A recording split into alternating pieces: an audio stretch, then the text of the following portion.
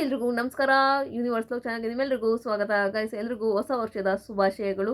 ಹಾಗೆಯೇ ಈಗ big boss ಮನೆಯಲ್ಲಿ ಕ್ಯಾಪ್ಟನ್ಸಿ ಟಾಸ್ಕಿಗೆ ಆಯ್ಕೆಯಾಗಿರೋದು ಧನುಷ್, ರಾಶಿಕಾ, ಮಾಮೂಲಿ ಇವರಿಬ್ಬರು ರಾಜಾರಾಣಿ, ಅಶ್ವಿನಿ ಮತ್ತು ಗಿಲ್ಲಿಯವರು. ಈಗ ಇವ್ರು 4 ಜನ ಜೋಡಿ ಮಾಡಿದ್ದಾರೆ. ಈಗ ಅಶ್ವಿನಿ ಮತ್ತು ಧನುಷ್ ಅವರು ಒಂದು ಜೋಡಿ ಆಗಿದ್ದಾರೆ, ಗಿಲ್ಲಿ ಹಾಗೆ ರಾಶಿಕಾ ಇನ್ನೊಂದು ಜೋಡಿ ಆಗಿದ್ದಾರೆ. ಇವ್ರಿಗೆ ಈಗ ಒಂದು ಟಾಸ್ಕ್ ಕೊಟ್ಟಿದ್ದಾರೆ. ಈ ಟಾಸ್ಕಲ್ಲಿ ಯಾವ ಜೋಡಿ ಗೆಲ್ಲುತ್ತೋ ಅವ್ರಿಗೆ ಇನ್ನೊಂದು ಟಾಸ್ಕ್ ಕೊಡಲಾಗುತ್ತೆ. ಅಂದರೆ ಇದು ಮೊದಲನೇ ಹಂತದ ಟಾಸ್ಕು. ಇನ್ನು 2ನೇ ಹಂತದಲ್ಲಿ ಯಾರು ಗೆಲ್ತಾರೋ ಅವರು ಕ್ಯಾಪ್ಟನ್ ಆಗಿ ಡೈರೆಕ್ಟ್ ಫಿನಾಲೆ ತಲುಪ್ತಾರೆ ಅಂತಲೇ ಹೇಳ್ಬೋದು. ಈಗ ಏನು ಟಾಸ್ಕು, ಇದರಲ್ಲಿ ಏನು ಮೋಸ ಆಯಿತು ಗಿಲ್ಲಿ ಮತ್ತು ರಾಶಿಕಾಗೆ, ಎಲ್ಲದ್ರ ಬಗ್ಗೆನೂ ಮಾತಾಡ್ತಾ ಹೋಗೋಣ. ಆ್ಯಕ್ಚುಲಿ ಈ ಟಾಸ್ಕಲ್ಲಿ ಯಾರು ಗೆದ್ದಿದ್ದಾರೆ ಅಂತ ಕೂಡ ನಾನು ಹೋಗ್ತಾ ಹೇಳ್ತೀನಿ. ಮೊದಲಿಗೆ ಈ ಟಾಸ್ಕ್ ಏನಂತ ಹೇಳ್ಬಿಡ್ತೀನಿ. ಇಳಿಜಾರುಗಳಿಂದ ಒಂದು ಪೈಪ್ಗಳನ್ನ ಬಿಗ್ ಬಾಸ್ ಅವರು ಕಳಿಸ್ತಾರೆ, ಆಚೆಯಿಂದ ಹಾಕ್ತಿರ್ತಾರೆ ಇಳಿಜಾರಲ್ಲಿ. ಬಟ್ ಇವ್ರು ಕಿತ್ತಾಡ್ಕೊಂಡು ತಗೋಬೇಕಾಗುತ್ತೆ. ಇಲ್ಲಿ ಏನಂದರೆ ಆ ಪೈಪ್ಗಳನ್ನ ಒಂದು ಜಾಲರಿ ಥರ ಕೊಟ್ಟಿರ್ತಾರೆ. ಆ ಜಾಲರಿ ಒಳಗಡೆ ಎಷ್ಟೊಂದು ಹೋಲ್ಗಳಿರುತ್ತೆ. ಆ ಹೋಲ್ಗಳಲ್ಲಿ ಆ ಪೈಪ್ ಬಿಗ್ ಬಾಸ್ ಅವ್ರು ಹಾಕ್ತಾರಲ್ಲ ಇಳಿಜಾರಿನಿಂದ, ಅವನ್ನ ತಗೊಂಡು ಬಂದು ಅವ್ರು ಹೋಗ್ದಂಗೆ, ಅವರು ಅಲ್ಲಿಂದ ನುಸ್ಸು ಬಳ್ದಂಗೆ ಜಾಲರಿಲಿ ಅವ್ರು ಹೆಂಗೆ ಬೇಕೋ ಹಂಗೆ ಸಿಗಿಸ್ಬಿಡ್ಬೇಕು. ಅವ್ರ ಒಟ್ಟಲ್ಲಿ ಬರಬಾರ್ದು, ಆ ರೀತಿ ಸಿಗಿಸ್ಬೇಕಾಗುತ್ತೆ. ಅಂದರೆ ಇವ್ರ ಪೈಪ್ ಎಷ್ಟು ತಗೋತಾರೋ ಅಷ್ಟು ಒಳ್ಳೆಯದು. ಅಂದರೆ ಈಗ ಅಶ್ವಿನಿ ಮತ್ತು ಧನುಷ್ ಸಿಕ್ಕಾಪಟ್ಟೆ ಜಾಸ್ತಿ ಕಲೆಕ್ಟ್ ಮಾಡಿರೋದೆ ಅವ್ರ ಪೈಪು. ಅಂದರೆ ಈಗ ಗಿಲ್ಲಿ ಮತ್ತು ಧನುಷ್ ಹೋದರೆ ಅವರಿಬ್ಬರಲ್ಲಿ ಧನುಷ್ ಜಾಸ್ತಿ ಕಲೆಕ್ಟ್ ಮಾಡಿದ. ಅಫ್ಕೋರ್ಸ್ ಹಿಂಗೆ ಕಿತ್ತರೆ ಆರಾಮಾಗಿ ಗಿಲ್ಲಿ ಹತ್ರ ಆರಾಮಾಗಿ ಕಿತ್ಕೋಬೋದು. ಧನುಷ್ ಎಲ್ಲ ಕಿತ್ಕೊಂಡು ಆಲ್ಮೋಸ್ಟ್ ಇವ್ರದ್ದು ಇದಕ್ಕೆ ಅವ್ರಿಗೆ ಟಫ್ ಆಗೋ ರೀತಿ ಮಾಡಿಬಿಟ್ಟಿದ್ದಾರೆ. ಧನುಷ್ ಎಲ್ಲ ತುರ್ಕಿ. ಅದೇ ರೀತಿ ಅಶ್ವಿನಿ ಹಾಗೂ ಇವರು ರಾಶಿಕಾ ಹೋದಾಗೂ ಅಶ್ವಿನಿ ಅವರು ಸ್ವಲ್ಪ ರಾಶಿಕಾಗಿಂದ ಇದರಲ್ಲಿ ಸ್ವಲ್ಪ ಕುಸ್ತಿನೆಲ್ಲ ಇಟ್ಕೊಳ್ಳೋದ್ರಲ್ಲಿ ಸ್ವಲ್ಪ ಸ್ಟ್ರೆಂತ್ ಇರೋದ್ರಿಂದ ಇವ್ರಿಗೆ ಸಿಕ್ಕಾಪಟ್ಟೆ ಇದಾಗಿದೆ ಅಂತಲೇ ಹೇಳ್ಬೋದು. ಇಲ್ಲೂ ಕೂಡ ಡಿಸ್ಅಡ್ವಾಂಟೇಜ್ ಆಗಿದೆ ರಾಶಿಕಾ ಅವ್ರಿಗೆ ಅಂತಲೇ ಹೇಳ್ಬೋದು. ಯಾಕಂದರೆ ಆಲ್ಮೋಸ್ಟ್ ಪೈಪ್ಗಳು ಅವ್ರು ಮುರಿದಾಕೋಬಿಟ್ಟಿದ್ದಾರೆ, ಎಲ್ಲ ಇಸ್ಕಿ ಹಿಂಗೆ ಮುರಿದು ಬೆಂಡೆಲ್ಲ ಮಾಡಾಕ್ಬಿಟ್ಟಿದ್ದಾರೆ. ಆದರೂ ಕಿತ್ಕೊಂಡೋಗಿ ಹಾಕಿದ್ದಾರೆ. ಪಾಪ ಆಗಲಿಲ್ಲ ಅಷ್ಟೂ. ಇವ್ರು ಈಸಿಯಾಗಿ ಹೊರ್ಟೋಗೋ ರೀತಿ ಆಗೋಯ್ತು ಧನುಷರೆಲ್ಲ. ಈಗ ಮಾಡಿ ಪಾಪ ರಾಶಿಕವ್ರು ಜಾಸ್ತಿ ಕಿತ್ಕೊಂಡಿದ್ದಾರೆ. ಬಟ್ ಗಿಲ್ಲಿ ಕೈ ಅಷ್ಟು ಕೀಳಕ್ಕಾಗಿಲ್ಲ, ಪೈಪ್ಗಳನ್ನ ಇವ್ರನ್ನ ಕಿತ್ಕೊಳ್ಳೋಕ್ಕಾಗಿಲ್ಲ, ತೊಗೊಂಡು ಬರೋಕ್ಕಾಗಿಲ್ಲ. ಧನುಷರು ಜಾಸ್ತಿ ಕಿತ್ಕೊಂಡ್ಬಿಟ್ಟು ಇವ್ರಿಗೆ ಎಷ್ಟು ಆಗುತ್ತೆ ಇವ್ರ ಜಾಲರಿ ಉಳಿಕೆ ಅಷ್ಟು ತುರ್ಕಿ ಇವ್ರಿಗೆ ಹೊರಗಡೆ ಬರ್ದಂಗೆ ಮಾಡಿಬಿಟ್ಟಿದ್ದಾರೆ ಅಂತಲೇ ಹೇಳ್ಬೋದು. ಏನು ಹೊರಗಡೆ ಬರ್ದಂಗೆ ಅಂತಲ್ಲ, ಇವ್ರಿಗೆ ಒಂದು ಚಾನ್ಸ್ ಕೊಡ್ತಾರೆ. ಇಷ್ಟು ನೋಡಿ, ಈಗ ಇದೊಂದು ಅಂತ ಆಗುತ್ತೆ.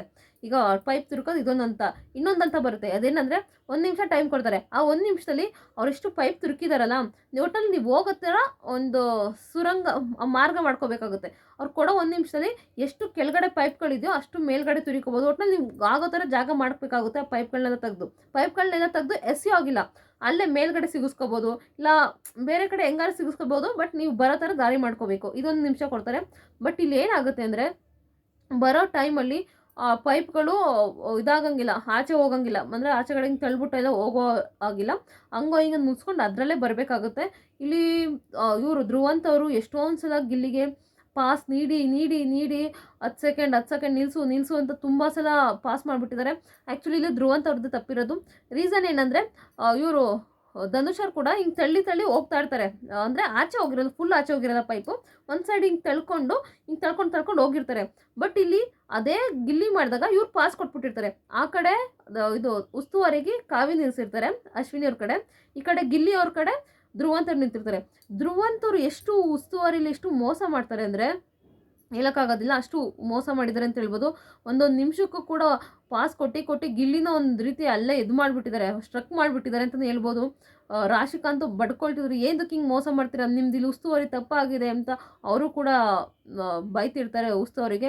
ಕಾವ್ಯ ಕೂಡ ನಿಮ್ಮಿಂದ ಅವ್ರಿಗೆ ಮೋಸ ಆಯ್ತಲ್ಲ ಅಂತ ಅವ್ರು ಕೂಡ ಬೈಯಕ್ಕೆ ಹೋದಾಗ, ನೀನು ಬಾಯಿ ಮುಚ್ಕೊಂಡು ಕೂತ್ಕೊಂಡು ಮಾತಾಡಬೇಡ, ನಾನು ಉಸ್ತುವಾರಿ ನಂಗೆ ಮಾಡಿ ಗೊತ್ತು, ನಿನ್ನ ಉಸ್ತುವಾರಿ ಮಾಡೋಗು ನೀನು ಅಂತ ಧ್ರುವಂತ್ ಅವರು ಕೂಡ ಕಾವ್ಯನಿಗೆ ಬೈದಿದ್ದಾರೆ. ಒಟ್ನಲ್ಲಿ ಇಷ್ಟೆಲ್ಲ ಆಗಿದೆ. ಇಷ್ಟೆಲ್ಲ ಆದಮೇಲೆ ಆ್ಯಕ್ಚುಲಿ ಈ ಟಾಸ್ಕಲ್ಲಿ ಗೆದ್ದಿರೋದು ಬಂದು ಅಶ್ವಿನಿ ಹಾಗೂ ಧನುಷ್ ಅವರು. ಇವರಿಬ್ಬರಲ್ಲಿ ಈಗ ಕ್ಯಾಪ್ಟನ್ಸಿ ಟಾಸ್ಕ್ ಇನ್ನೊಂದು ಆಡ್ತಾರೆ. ಅವರಿಬ್ಬರಲ್ಲಿ ಯಾರು ಕ್ಯಾಪ್ಟನ್ ಆಗ್ತಾರೋ ಅವ್ರೀಗ ಡೈರೆಕ್ಟು ಫಿನಾಲೆ ತಲುಪ್ತಾರೆ ಅಂತಲೇ ಹೇಳ್ಬೋದು. ಈಗ ಏನಾಗಿದೆ ಅಂತಲೇ ಹೇಳ್ಬಿಡ್ತೀನಿ ನೋಡಿ. ಗಿಲ್ಲಿ ಹೇಗಿದ್ರು ಅವನು ಫಿನಾಲೆಗೆ ಆರಾಮಾಗಿ ಹೋಗ್ತಾನೆ. ಅವ್ನಿಗೆ ಯಾವುದು ಅವಶ್ಯಕತೆ ಇಲ್ಲ, ಇದೆಲ್ಲ ಟಾಸ್ಕ್ ಇದೆಲ್ಲ ಅವಶ್ಯಕತೆ ಇಲ್ಲ ಅವ್ನಿಗೆ. ಟಿಕೆಟು ಫಿನಾಲೆಲ್ಲ ಅವಶ್ಯಕತೆ ಇಲ್ಲ, ಆರಾಮಾಗಿ ಅವನು ಫಿನಾಲೆಗೆ ಹೋಗ್ತಾನೆ, ಗೆಲ್ತಾನೆ, ಅದೆಲ್ಲ ಓಕೆ. ಬಟ್ ಇಲ್ಲಿ ಮೋಸ ಆಗಿದ್ದು ಯಾರಿಗೆ ನಿಜವಾಗ್ಲೂ ಹೇಳಿ? ರಾಶಿಕಾಗೆ.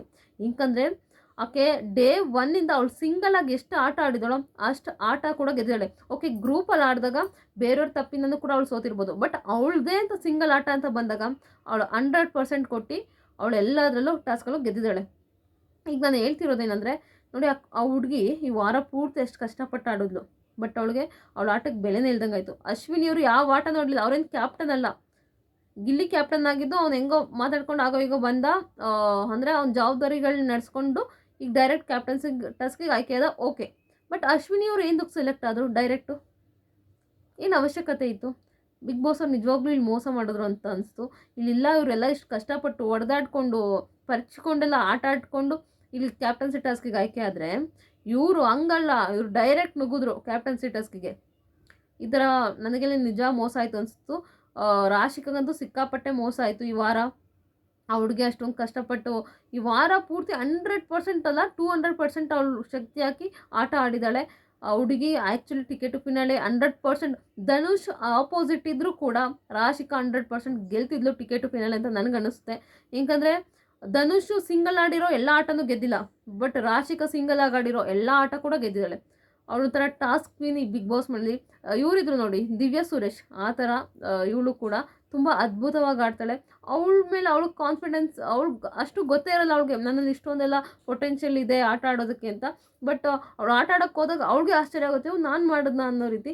ಬಟ್ ತುಂಬ ಅದ್ಭುತವಾಗಿ ಆಡ್ತಾಳೆ, ತುಂಬ ಚೆನ್ನಾಗಿ ಆಡ್ತಾಳೆ. ಆ ಹುಡುಗಿನಾರ ಒಂದು ಟಾಪ್ 5ಗೆ ಹೋಗ್ಬೋದು. ಈ ಕಾವ್ಯ ಇವ್ರ ಬದಲಿಲ್ಲ, ಈ ಹುಡುಗಿ ಹೋದರೆ ನಿಜವಾಗ್ಲೂ ಒಂದು ಬೆಲೆ ಇರುತ್ತೆ ಅಂತಲೇ ಹೇಳ್ಬೋದು.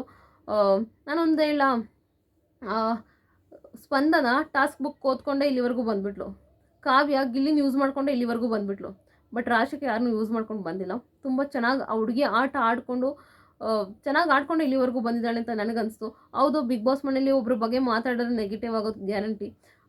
ಎಲ್ಲೋ ಗಿಲ್ಲಿ ಬಗ್ಗೆ ಆಗುವಾಗೋ ಈಗ ಮಾತಾಡಿ ಸ್ವಲ್ಪ ನೆಗೆಟಿವ್ ಆಗಿದ್ದಾಳೆ, ಇಲ್ಲ ಅಂತ ಹೇಳೋದಿಲ್ಲ. ಬಟ್ ಆ ಹುಡುಗಿಗೆ ಫಿನಾಲೆ ತಲುಪೋ ಅರ್ಹತೆ ಅಂತೂ ಇದೆ ಈ ಮನೇಲಿ ಅಂತ ನಾನು ಹೇಳಬಲ್ಲೆ. ಇದ್ರ ಬಗ್ಗೆ ನಿಮ್ಗೇನು ಅನಿಸುತ್ತೆ ಅಂತ ದಯವಿಟ್ಟು ಕಮೆಂಟ್ ಬಾಕ್ಸಲ್ಲಿ ಕಮೆಂಟ್ ಮಾಡಿ.